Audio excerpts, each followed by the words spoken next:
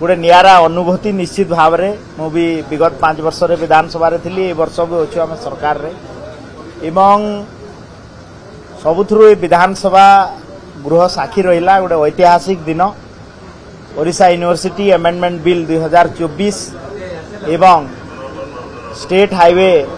Authority bill 2025 ए दुईटा एक bill विधानसभा पारित करिछि एवं ओडिशा यूनिवर्सिटी अमेंडमेंट बिल 2024 आम पाखापाखि 12.5 घंटा 4टा बेलू आरंभ है राति तमाम 12.5 घंटा ये बिल आम हाउस पारित कला एवं पाखापाखि आम हिसाब करूँ 14टा अमेंडमेंट माने क्लॉज बाय क्लॉज डिस्कशन है एवं निश्चित भाव में ये विधानसभा गृह होची चर्चा आलोचना पाई एवं आज गोटे नियारा ढंगरे नियारा परंपरा रे शासक विरोधी गोटे इश्यू को चर्चा आलोचना करी गोटे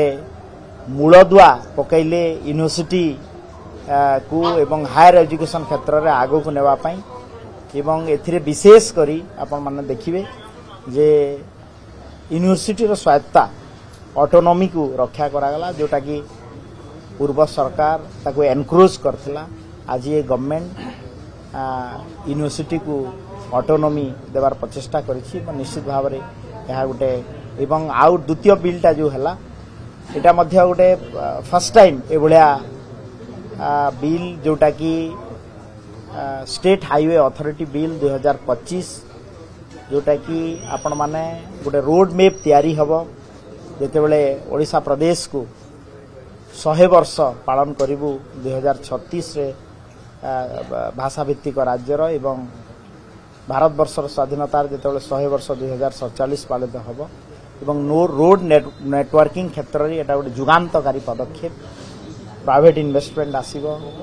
एवं स्टेट हाईवे अथॉरिटी को पावर दिया हबो तार निजी फंड जुगाड़ करिवो एवं रोड सेक्टर जेते बेले नेटवर्किंग सेक्टर मजबूत हबो निश्चित भाव में ओडिशा प्रदेश आगो को दियो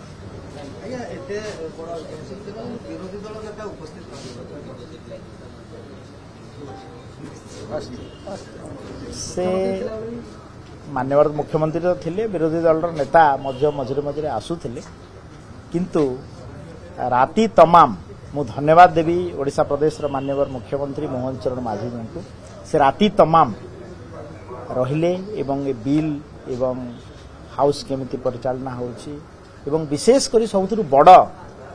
उपलब्धि एवं ट्रेनिंग प्रोग्राम हला एटा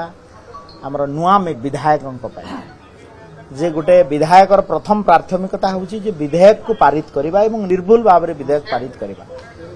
गोटे विधेयक जेते बेले आसे विधानसभा रे केमिति क्लॉज वाइज अमेंडमेंट हबो ता उपरे इंट्रोडक्शन रे केमिति तार इंटेंशन कथोपकथन एवं उद्देश्य उपरे संबंध रे आलोचना हो क्लॉज वाइज डिस्कशन हेबो एवं पासिंग मोशन रे डिस्कशन हेबो या गोटे मध्य बड़ ट्रेनिंग प्रोग्राम थिला जो माने नुआ विधायक हेकरी आम हाउस थैंक यू।